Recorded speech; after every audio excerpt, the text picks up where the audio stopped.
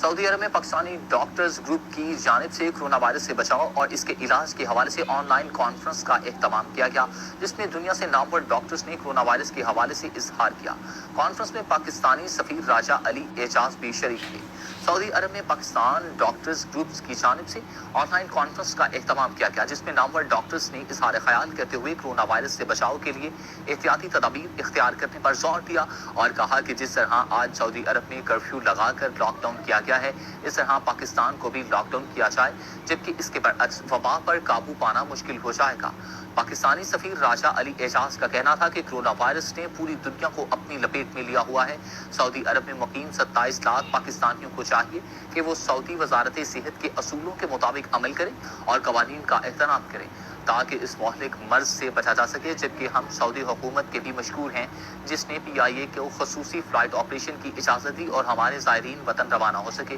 Conference سے doctor Abdul Bari, doctor Asad رومی اور دوسری جانب کرنٹ کلام ڈاکٹر سلیم انور اور ڈاکٹر یاسین اختر نے کورونا وائرس سے بچاؤ اور اس کے علاج کے حوالے سے تفصیلی بریفنگ دی۔ اور اب خبر یہ ہے کہ سابق صدر آصف علی